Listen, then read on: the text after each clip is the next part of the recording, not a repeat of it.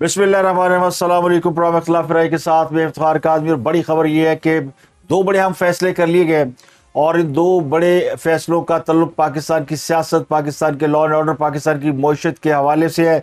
पाकिस्तान में कौन सी सियासी जमात जो है वो अगले चंद माह या चंद साल इक़्तिदार में रहेगी, और पाकिस्तान की कौन सी सियासी जमात है जो कि जिसके बारे में अब ये गुमान कर लिया गया है या ये सोच लिया गया कि उसके पास मईशत की बहाली का कोई रोड मैप नहीं है, कोई हल नहीं है और पानी में सिर्फ मधानी मारी जा रही है। इस पर बात करेंगे। इसके अलावा तहरीक इंसाफ के रहनुमा और साबिक़ वज़ीर-ए-आज़म इमरान खान जो है वो मुसलसल जनरल बाजवा पर तनकीद कर रहे हैं और इस बार उन्होंने एक बार फिर अपने पुराने बयान को दोहराया कि जनरल बाजवा को एक्सटेंशन देना उनकी गलती थी। लेकिन वो कहते हैं कि पीटीआई पर जितना जुल्म जनरल बाजवा ने किया किसी और ने नहीं किया। और उन्होंने ये भी कहा कि जनरल बाजवा ही इस्टेब्लिशमेंट है और एक ही शख्स का नाम इस्टेब्लिशमेंट होता है जो आर्मी चीफ होता है।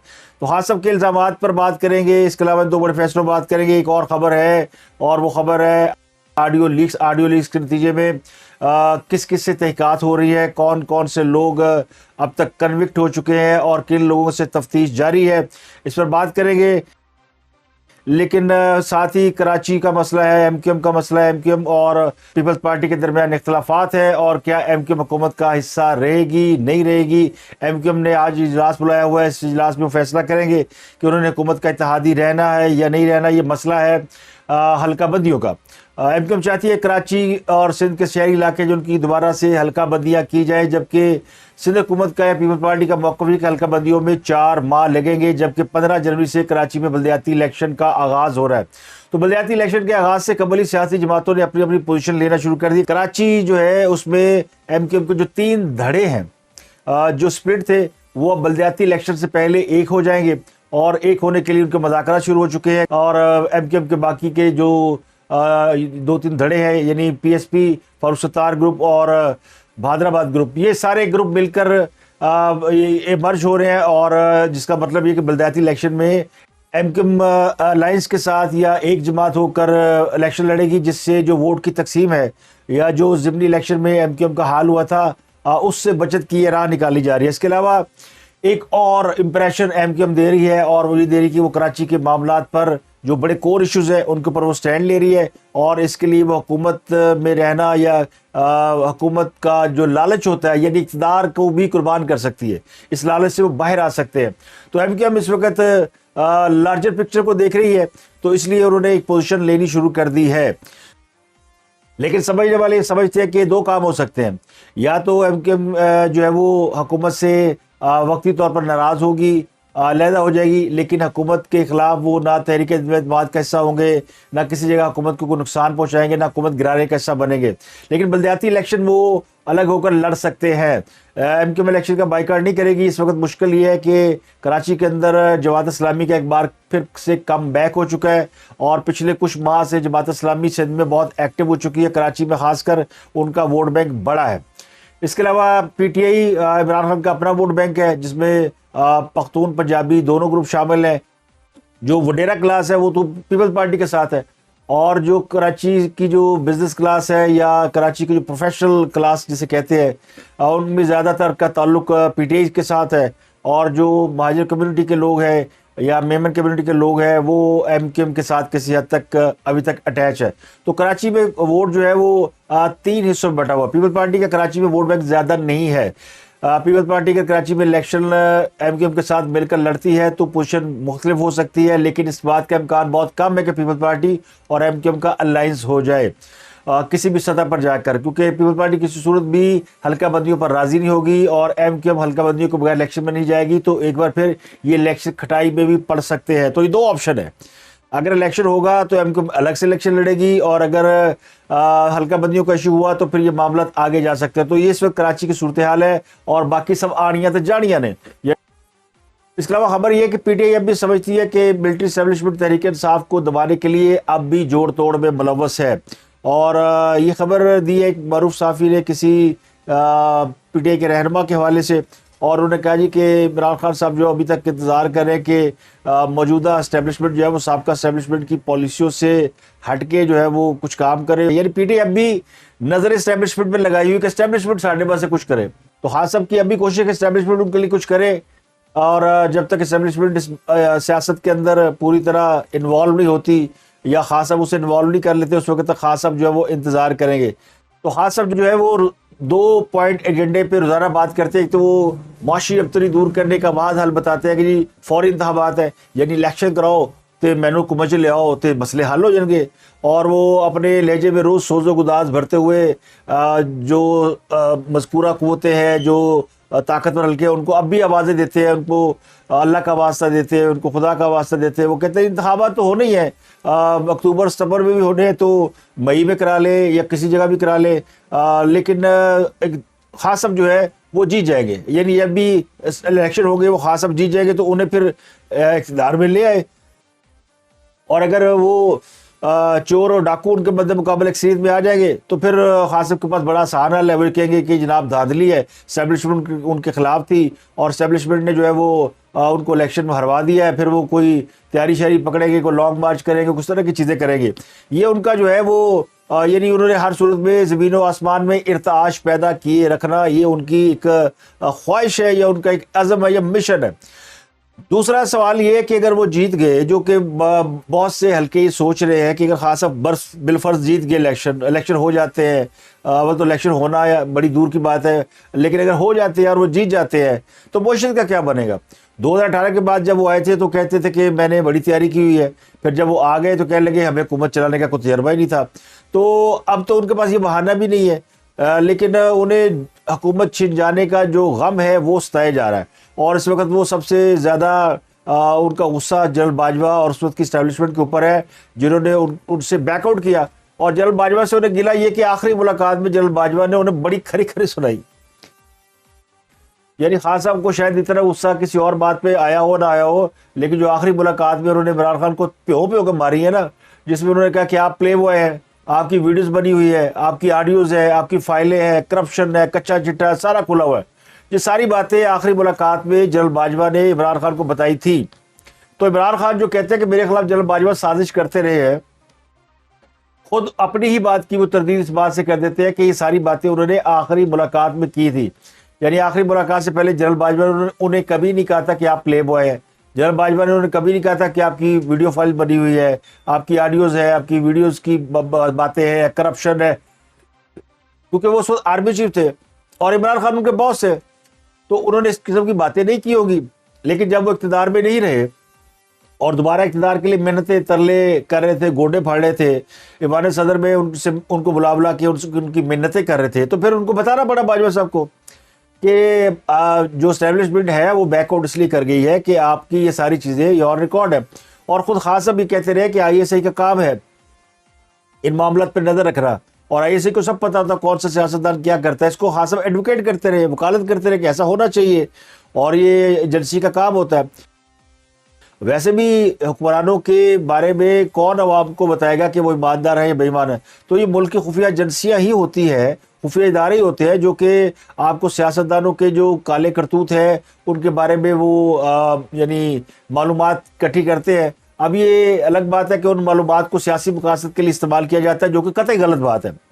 मालूमात जमा करना ये कोई गलत बात नहीं है। कैसे अवाम को पता चलेगा? अवाम तो सिर्फ वोट देते हैं और अपनी रोज़मर्रा की ज़िंदगी में मसरूफ़ होते हैं, लेकिन हुक्मरान क्या कर रहे हैं, वो चोरी कर रहे हैं, नहीं कर रहे, ईमानदार हैं, बेईमान है, वो आपके टैक्स की हिफाजत कर रहे हैं, वो आपके टैक्स के जो टैक्स दिया है उसका सही इस्तेमाल कर रहे हैं, मुल्क की मामला ठीक चला रहे हैं, इसको खुफिया एजेंसियाँ मॉनिटर करती है, इसमें कोई शक नहीं है। तो खास लोग कहते हैं कि क्या एजेंसियों का यही काम रह गया कि वो हमारी रिकॉर्डिंग करें? भाई आपने जो किया है वो आपके सामने है। और खास लोग कहते हैं मैंने तो कभी नहीं कहा था कि मैं नेक हूँ और मैं यानी पारसा हूँ या मैं को फरिश्ता हूँ, मैंने कभी दावा नहीं किया मैं फरिश्ता हूँ। तो हाँ साहब आपने दावा नहीं किया, लेकिन आपके मानने वाले तो आपको फरिश्ता समझते थे, बल्कि फरिश्ते से ही कुछ ऊपर दर्जा देते थे। बहुत से लोग तो आपको वलीउल्लाह, औतार, कई लोग तो हज पे नहीं गए, उम्रे पे नहीं गए, उन्होंने कहा मैं इमरान के जलसे में जा रहा हूँ, मेरे लिए यही हज और उम्रा है। ये बातें आपको नहीं मालूम। आपने खुद को वलीउल्लाह के दर्जे पे फाइज किया, आपने खुद को मसीहा के तौर पर पेश किया, आप एक अवतार बने बैठे हुए थे और ये ऐन मुमकिन था कि आप हुकूमत में रहते तो आप इस किस्म के अलकाबात भी इख्तियार कर लेते। तो लोग तो आपको पता नहीं क्या कुछ समझते, और आपका अभी तक जिस तरह की पाकिस्तानी अवाम की हालत है, जो जिनको हम यूथिया कहते हैं, वो तो आपके बुत बना के आपकी पूजा करते। तो ये जिस तरह बात जा रही थी, ये तो आपकी करप्शन की दास्तानें, आपके बारे में हकायक ना खुलते तो लोग आपको एक पता नहीं इससे भी किसी बड़े मनसब पे बिठा चुके होते जो आपका मिशन था। तो ये जो खान साहब का बुत टूटा है ना, ये जो शहर टूटा है, अब आपको आसमान से जमीन पर तो लाया गया है, लेकिन अभी तक आप वो आपके ज़हन से वो गया नहीं है। तो एक ऐसा शख्स जिसकी सारी जिंदगी जो है वो जराइम से भारत रही हो और वो आखिर में कह जी कि वो मेरा माजी है, उससे क्या ताल्लुक। तो फिर पाकिस्तान का हर चोर डाकू जो होता है, जो जराइम पेशा अफराद होता है, उसका एक रिकॉर्ड होता है, एक हिस्ट्री शीटर होता है। उस हिस्ट्री शीटर को फिर आप पाकिस्तानी कानून के मुताबिक फिर उसको हर बड़े ओहदे के लिए कॉन्टेस्ट करने दें, बिठा लिया करें, उनको इलेक्शन भी लड़ने दिया करें जो हिस्ट्री शीटर होते हैं। लेकिन जिसके जो हिस्ट्री शीटर होता है उसको ना सरकारी नौकरी मिलती है, ना उसको वो इलेक्शन लड़ सकता है अगर उसका रिकॉर्ड मौजूद है जराइम पेशा किसी भी शख्स का, तो उसकी मुआशरे में भी कोई इज्जत नहीं होती। तो पाकिस्तान का प्राइम मिनिस्टर एक रिकॉर्ड याफ्ता हिस्ट्री शीटर प्ले बॉय है, जो खुद मानता है मैं जुआ खेलता था, मैं सट्टा खेलता था, जो खुद मानता है कि मैं प्ले बॉय था, जो खुद मानता है कि मैंने बहुत से ऐसे काम किए हैं। वो अपनी ऑडियो वीडियो से डराई भी नहीं करते, वो धड़ल्ले से कहते हैं मैं सब कुछ करता रहूं। और वो पाकिस्तानी मुआशरे को भी इस बात की तरगीब देता है कि कोई बात नहीं बेटा, आज जो तुम प्ले बॉय नहीं हो तुम बन जाओ, कल को तुम प्राइम मिनिस्टर बन जाओगे, मेरी तरह बन जाना। प्ले बॉय बनना कोई बुरी बात नहीं है।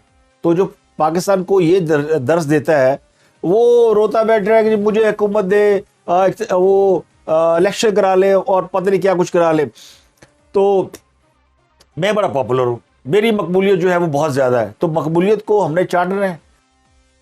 आपके पास मकबूलियत पहले भी थी, आप प्राइम मिनिस्टर भी बन गए, मान भी लिया, लेकिन आपसे हुकूमत नहीं चली, आपके पास कोई रोड मैप नहीं था। तो अब वो जो माहरीन इक्तिसादियात आप जो पहले लाते थे, बाहर से 200 बंदे आएंगे, ये मोशे चलाएंगे, अब आप फिर एक वो जो आपके वो सो कॉल्ड इकोनॉमिस्ट है जो बैठ के पाकिस्तान की इकोनॉमी की में कीड़े निकालते रहते हैं, वो क्या दूध और शहद की नहरें बहाएंगे? बिल्कुल नहीं हो सकता। तो ये सारी बातें जो है ना, अब इसमें मैंने आपको बताया कि एक नया फार्मूला आ गया, वो आ गया है 2 बड़े मंसूबे जो मैंने आपको बताया। उनमें कल जो नेशनल सिक्योरिटी काउंसिल की मीटिंग हुई, उसमें जो 2 बड़े फैसले किए गए, उनमें एक फैसला तो ये किया गया कि जितने दहशतगर्द हैं उनके खिलाफ एक मरतबा फिर ऑपरेशन होगा। जिस तरह रद्दुल फसाद, ज़रबुल अज़र और इस तरह के ऑपरेशन हुए थे, तो एक बड़ा ऑपरेशन होने जा रहा है और उसकी जो है वो नेशनल एक्शन प्लान के तहत ही ऑपरेशन होगा और उसी को कंटिन्यू किया जाएगा। और पाकिस्तान के अंदर जो कालदम टीटीपी और इस तरह के ग्रुप जिनके बारे में शुबह है कि वो किसी न किसी हिस्से में मौजूद है, जिसको डिनाई किया गया है और ये कहा कि जी पाकिस्तान के किसी से पर वो काबज नहीं है, लेकिन मौजूदगी से इनकार नहीं किया गया, तो उनके खिलाफ ऑपरेशन होगा। दूसरा बड़ा मनसूबा है वो मईशत की बहाली का 10 साल मनसूबा है। 10 साल के लिए मईशत का रोड मैप तैयार किया जा रहा है, बल्कि उसके ऊपर इत्तफाक कर लिया गया है।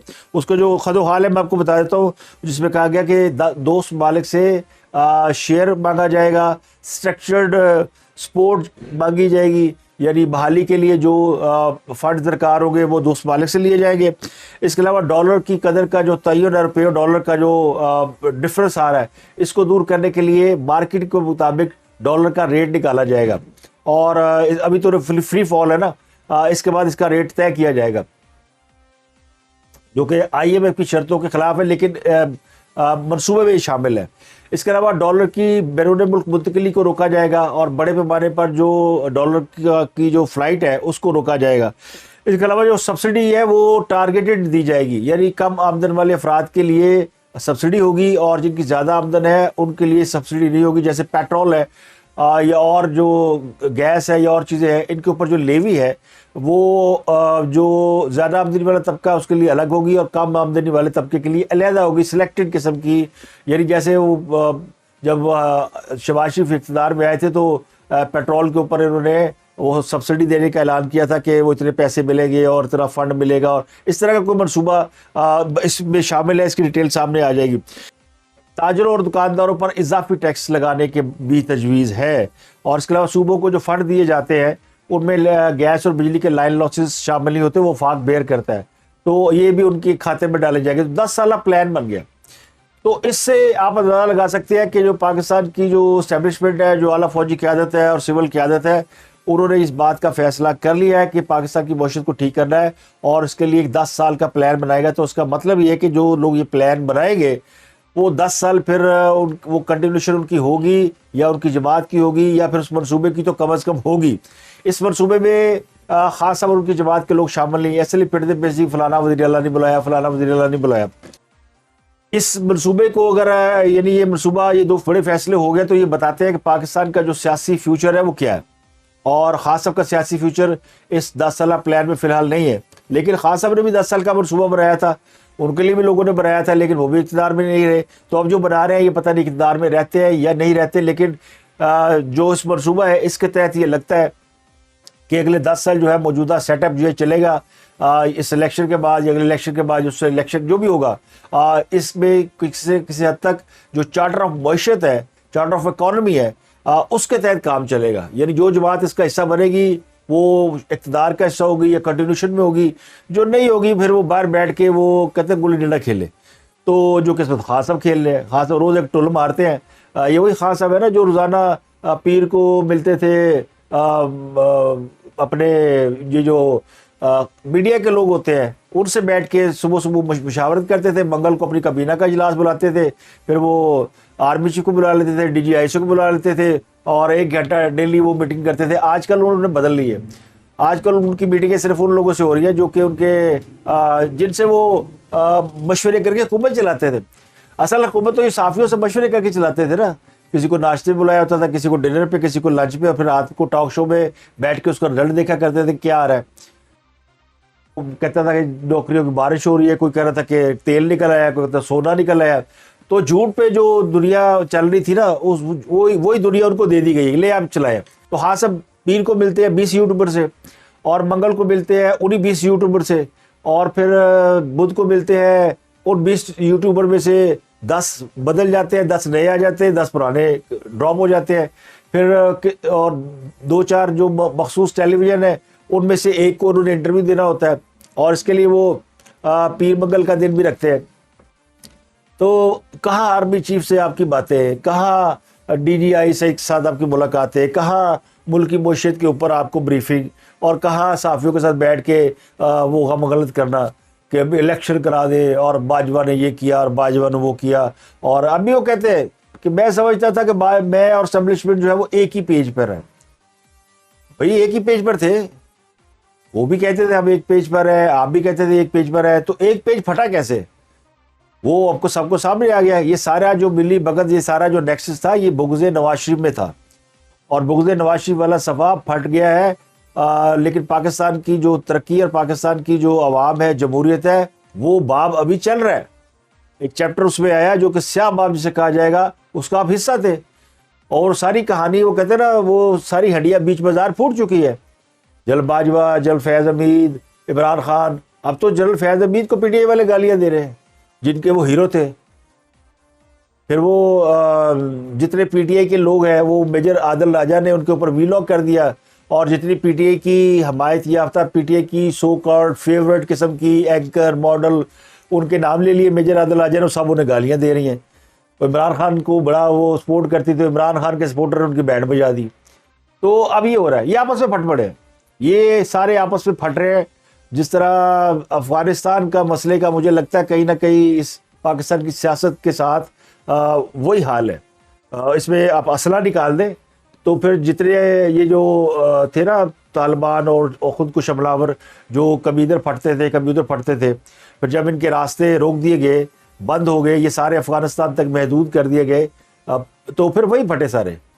तो अब वो सारे आपस में फटते हैं। तो अफ़गानिस्तान में भी अमन उस वक्त आया जब ये सारे आपस में फट गए। इस तरह तहरीक इंसाफ के अंदर भी लड़ाइयाँ चल रही है। तो खैबर पख्तूनख्वा के एक MPA ने दावा किया, और नासिर ने के नासिर मूसा शायद नाम उनका, उन्होंने ये दावा किया कि PTI वाले तो इस्तीफा नहीं देना चाहते। 50 लोग जो है वो कम से कम 50% लोग वो इमरान खान के इस यानी असम्बलियाँ तोड़ने वाले फैसले के खिलाफ है। वो असम्बलियाँ छोड़ना नहीं चाहते, इस्तीफा देना नहीं चाहते। तो वहाँ भी बगावत करने के लिए लोग तैयार हैं। पंजाब में भी सूरत हाल है। अच्छा, सियासत तो चले, इनको इनके हाल पे छोड़ दिया गया। असम्बलियाँ तोड़ देंगे, किधर गया वो असम्बलियाँ तोड़ने वाला इशू? और हुकूमत भी वो तरीके अदम एतमाद लेकर आई थी, उन्होंने वापस ले लिया है। वज़ीर आला पंजाब परवेज़ इलाही के खिलाफ भी तहरीक अदम एतमाद वापस हो गई, स्पीकर सब्तान खान के खिलाफ भी तहरीक अदम एतमाद वापस हो गई, डिप्टी स्पीकर के खिलाफ भी वापस हो गई। अब पंजाब में किसी के खिलाफ भी तहरीक अदम एतमाद नहीं है और परवेज़ इलाही ने एतमाद का वोट लेना है, वो ले लेंगे। क्या उसके बाद असम्बली टूटेगी या नहीं टूटेगी, या खान साहब इस मुतालबे पर रहेंगे कि असम्बलियाँ तोड़ो? अब खान साहब असम्बली तोड़ने की बात ही नहीं कर रहे। पिछले कई दिनों से उन्होंने असम्बली तोड़ने वाला मामला ही उल्टा दिया हुआ है। अब 11 को उस पर उन्होंने जाना है, 9 को इजलास बुलाए हुए हैं। लेट्स सी कि इसके ऊपर क्या होता है। लेकिन परवेज़ इलाही साहब की मुश्किलात के हवाले से आपको पता ही है, उनकी एक अहलिया मुबैना तौर पर वो मंजर आम पर आई थी, जिनका नाम सायरा शायद था। उनको FIA ने तलब किया हुआ है। आज 3 जनवरी, आज उन्होंने पेश होना है और ये उनकी मुबैना तौर पर तीसरी बीवी है। वैसे तो हमें दूसरी का भी नहीं पता था, पहली का हमें पता है, वो चौधरी शुजात की हमशीरा है। और इनके बारे में नहीं पता कि ये कौन है। तो इनकी खैर तीसरी बीवी है और इनके बारे में जो एकदम यानी ये मंजर आम पर आई हैं, वो भी FIA ने जब उनको नोटिस जारी किया है। और ये पाकिस्तान की किसी बड़ी सियासी ख़ानदान से इनका ताल्लुक है। ये तीसरी बीवी के तौर पर जानी जाती है और कोई 2-2.5 साल से उनकी बीवी है। यानी ये नहीं कि हमें कोई ये कोई आज इनकी शादी हुई है। शकरगढ़ की ये रहने वाली है, शकरगढ़ की कोई गुज्जर फैमिली है। और वो लोग जो शकरगढ़ के हैं वो तो बताते थे शादी हुई है, लेकिन किसी ने इस बात की तस्दीक नहीं की।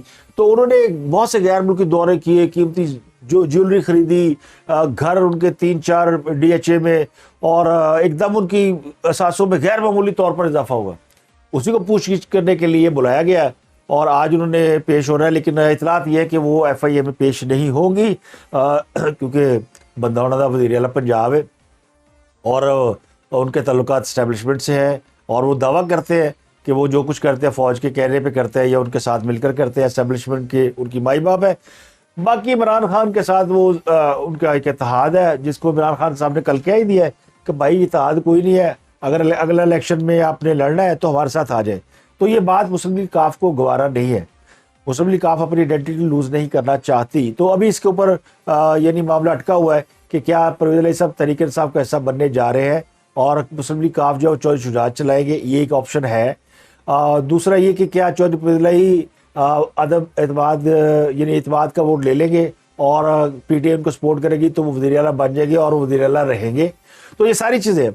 लेकिन इन सारी चीज़ों के साथ जो एक साथ साथ पैरेलल चल रही है कि लोग क्यों परवाह नहीं करें, छोड़िए तहरीक अदम एतमाद को, क्या उनको खिलाफ हमने वो जाना है। असल मसला तो पंजाब असम्बली तोड़ने से रोकना था और खैबर पख्तूनख्वा असम्बली तोड़ने से रोकना था। खान साहब को उनके इरादों में नाकाम करना था। वो मिशन पूरा हो चुका है। मौलाना फजलुर रहमान की तबीयत ख़राब है, उनके लिए दुआ फरमाएं। तो सियासत से उनकी गैर हाजिरी किसी तौर पर महसूस की जा रही है, लेकिन उनकी तबीयत ख़राब है सियासी और वो अलील है, तो उनके लिए दुआ ज़रूर करनी चाहिए।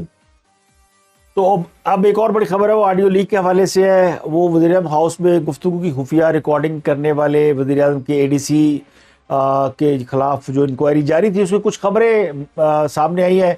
मेजर इस्लाम, जिनका असल नाम शायद अब्दुर्रहमान है, उनके बारे में ख़बर ये है कि उनको जबरी तौर पर रिटायर कर दिया गया है।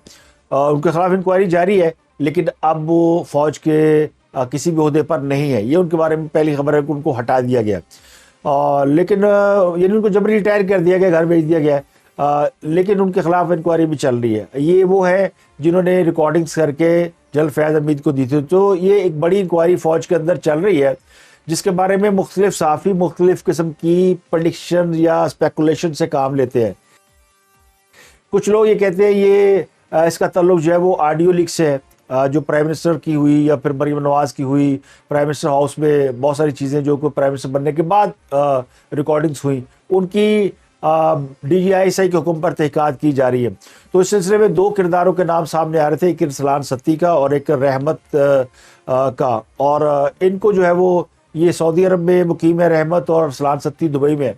रसलान सत्ती का पहले भी एक दफ़ा नाम आया था, वो अर्शद शरीफ केस में आया था। ये पाकिस्तान के सफारत खाने में है और इनके बारे में कहा यह जाता है, ये अभी जो मेजर राजा आदिल है उसने वीलॉग किया था कि ये दोनों जलबाजवा का फैसिलिटेटर है, ये उनके लिए बहुत काम करते हैं और जो लड़कियां बढ़ के सप्लाई करने वाला इल्ज़ाम उस राजा आदिल ने लगाया, ये भी इन दोनों के हवाले से लगाया था। लेकिन इरसलान सत्ती के बारे में जो मेरी इन्फॉर्मेशन है वो जब जनरल बाजवा आर्मी चीफ थे तो उस वक्त भी उन्हें किसी इंक्वायरी के सिलसिले में पाकिस्तान तलब किया गया था अरशद शरीफ केस कत्ल में, और अरशद शरीफ केस में उन्होंने पाकिस्तान पहुंचकर अपना बयान रिकॉर्ड कराया था।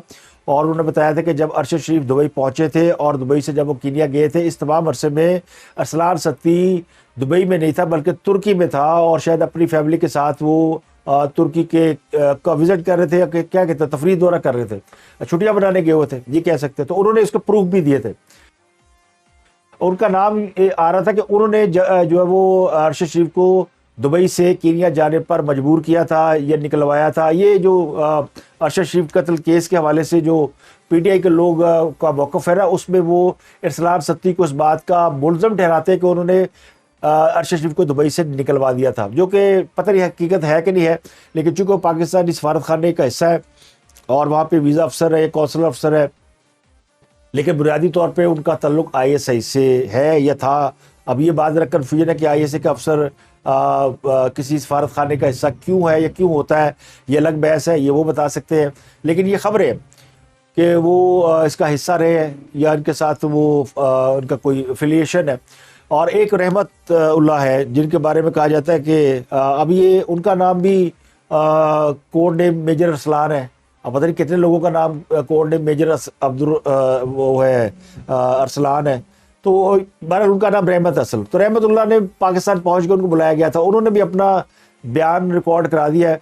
लेकिन अरसलान सत्ती दोबारा पाकिस्तान नहीं आए, उनको बुलाया गया कि वो आए और इस मामले में तावन करें। तो ये तहकीकात हो रही है जो प्राइम मिनिस्टर हाउस में हुई थी। ये वो तहकीकात नहीं है जिसके बारे में ये दावा किया जा रहा है कि वो दावा करता है मेजर राजा आदिल कि जी वो बाजवा साहब के खिलाफ तहकीकात हो रही है। और वो कहता है यार ये तहकीकात जो है वो पता नहीं कितने अरब कितने मिलियन डॉलर का मामला है उसके ऊपर हो रही है। तो वो झूठ और स्पेकुलेशन है। चूँकि फौज के अंदर जब इस किस्म की एक्टिविटी होती है ना तो सब ने कान खड़े हुए। तो वो ये तहकीकात चल रही है और ये जिनके ऊपर ये इल्ज़ाम लगाते हैं ना DGI के ऊपर, नदीम अंजुम साहब के ऊपर, वही तहकीकात करा रहे हैं। वही इस बात की तहकीकात करा रहे हैं कि असल मामला क्या है, अरशद शरीफ कत्ल केस में किसने कौन सा रोल प्ले किया, इसकी तहकीकात अलग हो रही है। और ये जो जनरल फैज़ हमीद वाला केस है जिसमें वो अपने बॉसेस की जासूसी करवाया करते थे, उनकी रिकॉर्डिंग्स रखते थे। तो ये इसको सिर्फ इसमें दो चीज़ें हैं कि क्या ये इदारे की पॉलिसी थी या किसी अफसर की ज़ाती इंटरेस्ट था। ये दोनों चीज़ें जो है इससे रिलेटेड है। तो इसकी तहकीकात और इसकी इंक्वायरी चल रही है। तो बहुत से लोगों से इसकी तफ्तीश हो रही है, मैंने आपको बता दिया है। इनमें जनरल फैज़ हमीद के ख़िलाफ़ भी इंक्वायरी है और ये बाकी के लोग विटनेस के तौर पे या उनकी जो भी इसमें हिस्सा है इनका है उसकी तहकीकात हो रही है। तो अब तक के लिए इतना ही। आपसे मुलाकात होती है अगले व्लॉग में। अपना गिरदोनवा के लोगों का बहुत